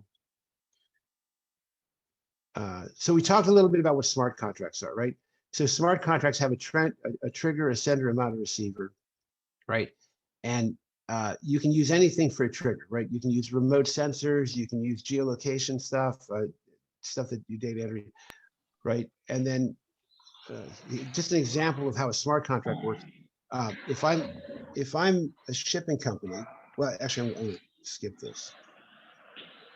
Hang tight. Somebody's giving us some background music. I'm calling it background music. Hang tight for a second. Sorry, can you put your? Well, I'm going to put you on mute for just a second. Okay. So the way this works is I can create a smart contract that says, listen, I'm going to pay for this produce, but along the way, that produce has to stay within a certain temperature range, and it has to arrive in a certain amount of time. Because if you deliver the produce late, or the temperature exceeds a certain thing, the value of the produce drops. So I'm going to create a smart contract with sensors in the truck, right, that are going to monitor how long it takes to be in transit and what the temperature is. And then when I receive it, then I'm going to pay you based on your adherence to the smart contract. I may also pay taxes and fees and licensing stuff. And all of that happens automatically. It's a self-executing contract. And so you may have a cryptocurrency or a token essentially involved in that smart contract. So we see lots of uses for that. Now, here's the implications of smart contracts. And this is what's going to move us into decentralized exchanges. A smart contract basically allows us to take any business process and automate it, right? Using some kind of token or cryptocurrency, right? An organization is just a layer of business processes, right? So what a decentralized autonomous organization is, and we'll get into decentralized finance in a minute. A decentralized autonomous organization is essentially a group of these smart contracts that form a business enterprise that's completely automated. So what that means is there's no president, there's no vice president, there's no directors, there's no managers, there's no employees. It is completely an organization made up of interlocking smart contracts, right? Now, the first smart contract the first decentralized autonomous organization was called the Genesis DAO, right? It started in May of 2016. It was basically a decentralized venture capital fund. It raised $160 million, but there's a problem in the code, right? The problem in the code basically allowed somebody to do recursive withdrawals. So if I have $100 in my bank account and I take out 90, right, I only have $10 left, right? But with the problem, this bug said, if I had $100 in my account, I could take out 90, right? And before it posted that, I could take out another 90. And before it posted that, I could take out another 90. It allowed for recursive withdrawals, right? And so a hacker withdrew $70 million and then for whatever reason just stopped. Nobody knows why, right? So the community had this really almost religious response. There were some people in the community that said, listen, let's just back up the blockchain to right before this hacker stole the $70 million, right? And that way, no harm, no foul. Nobody's lost any money, right? We essentially just neutralize the damage done by this hacker. Everybody wins. There are other people in the community that said, wait a minute, whoa, blockchain is supposed to be immutable. And at this point, there were still enough people and they had consensus at a small enough group that this group could have consensus to back up the blockchain. And some people said, no, you're destroying the very premise of what blockchain is all about, right? So they essentially decided to do a hard fork. They split, and this DAO organization collapsed, right?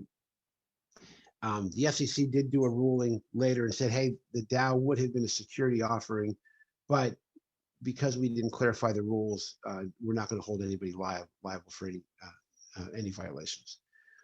So understanding what a distributed autonomous organization is, a decentralized exchange is essentially an exchange that doesn't have any people running it. It's all run by the community. And what they do is they set certain thresholds and they say, hey, we want to have a particular amount of Bitcoin, a particular amount of Ethereum, a particular amount of EOS. And the algorithms automatically adjust the price of the different cryptocurrencies. So based on the usage and the supply and demand, the thresholds that they establish automatically are maintained, right?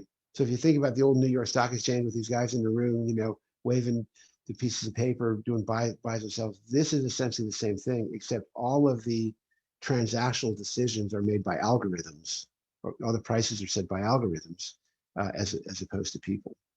And so in that, there's no address. It's not owned by anybody.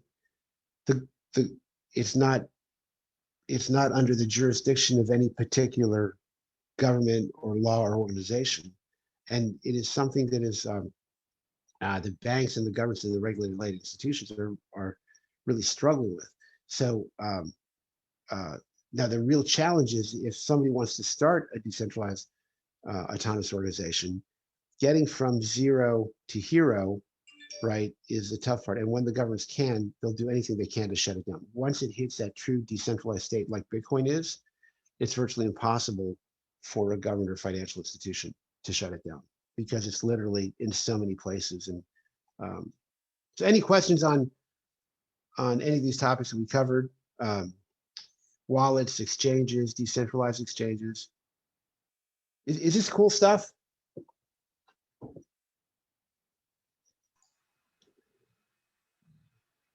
I think it's quite heavy for one day.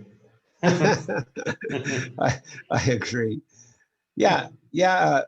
Vathi, what would you like to say? Yes, sir, exactly. For the wallet, which wallet is the best? Is it the hardware one or the, so like there is a lot of argument going on that in terms of if someone loses his private key and etc. Right. So listen, my recommendation for somebody who's brand new, right, is do something like Coinbase, right? It looks and feels a lot like a bank. It's a great way to kind of get started. I do think that if you're going to have, and it's very easy to deal with, right? If you're going to have large sums, then my recommendation is do a hardware wallet. Have it be disconnected from your computer, right? Because we'll talk a little bit about are they safe, right? So the biggest problem with cryptocurrency is, just like Dr.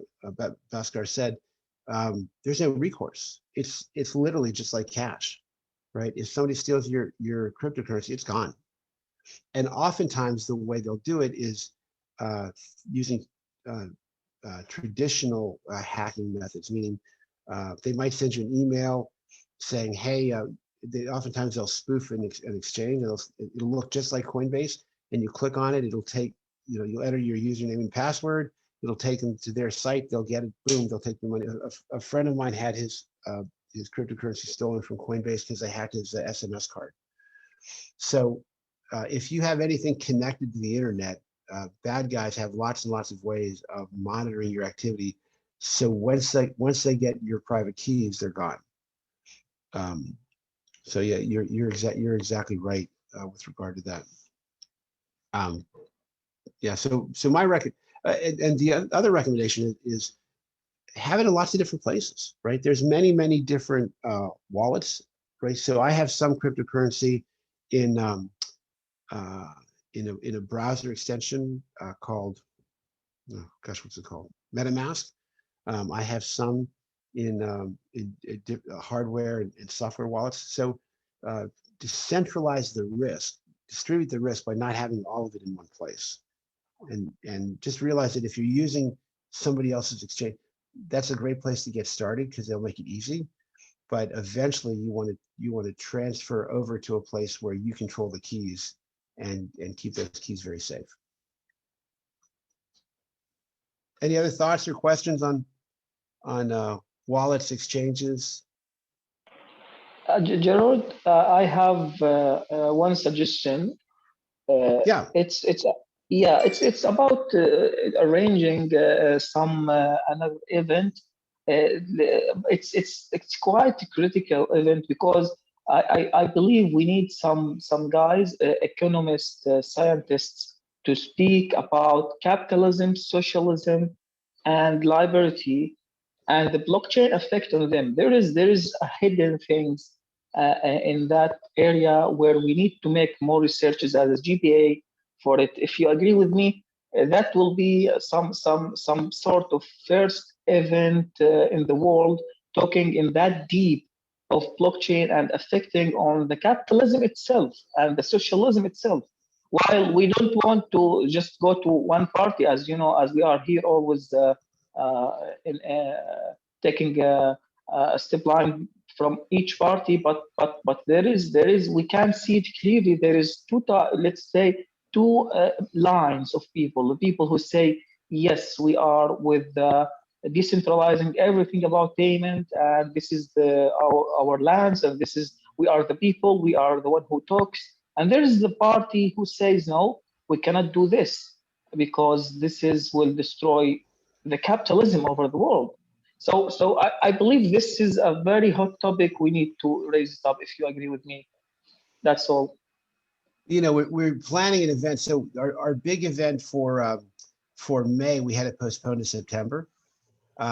but so many people said that they want to do an event. So we're looking at doing an event in around June 18th and 19th. It's like I have a call in 10 minutes. And that's called Blockchain and Liberty for All, right? All right. But here's what's interesting. I want to hear other people's thoughts on the subject in just a minute. But I don't know that it's socialism versus capitalism, right? I think that what we're doing is we're looking at two sort of views in the world, right? And I think it's not socialism, capitalism. It's basically structured versus. So some people would say it's structured, it's orderly, it's mature, it's responsible, right? And Dr. Sindhu Bhaskar, tell me if those words sound like they're the right words for that, right? Exactly. Right. This is the dilemma of this thing. Once you finish, then I can give my side Okay. of the All right. Perfect. But and they would look at the other people as basically being anarchists, right? Now, if we go over to that side of the equation, they would call themselves liberty.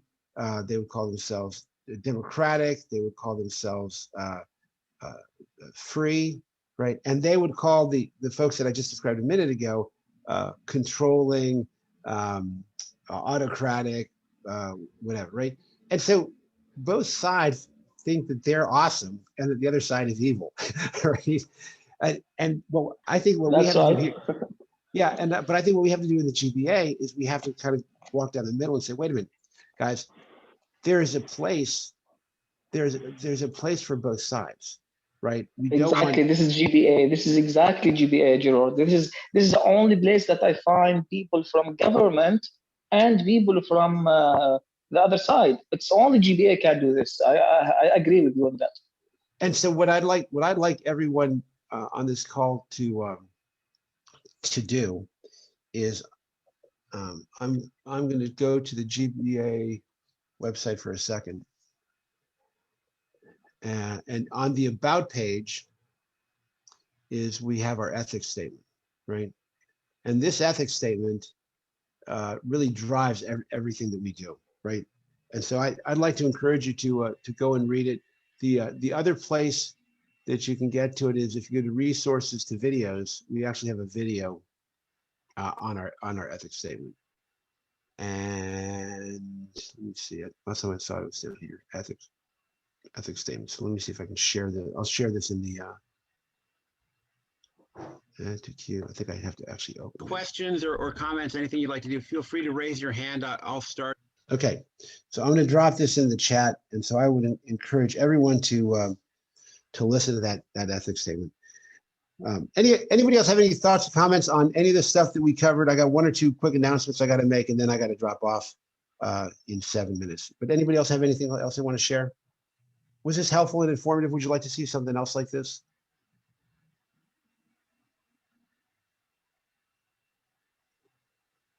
No? Total dead silence. Okay.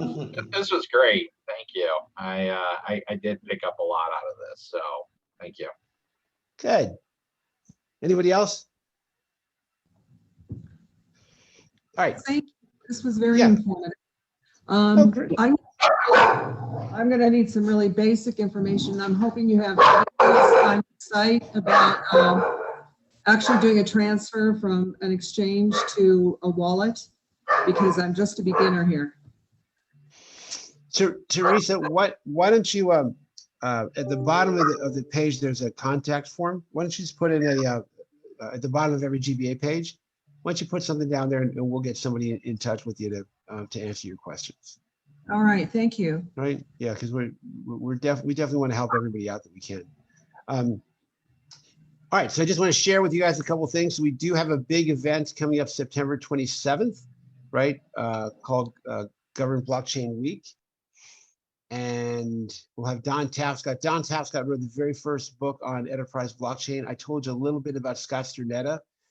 He and his research partner actually invented the first blockchain. And then we're going to have government leaders from literally all over the world come to Washington, D.C. and talk about blockchain. So it's going to be a pretty awesome event. If you're not a member of GBA, honestly, I don't know how you get out of bed in the morning, but you know, there's no judgment here. I would encourage you to subscribe to our newsletter, check out our podcast. We got a YouTube channel, join our LinkedIn page, subscribe to our mailing list. If you're interested in stuff that's more specific, we have the certifications. This is the Blockchain Foundations course is a great course to take.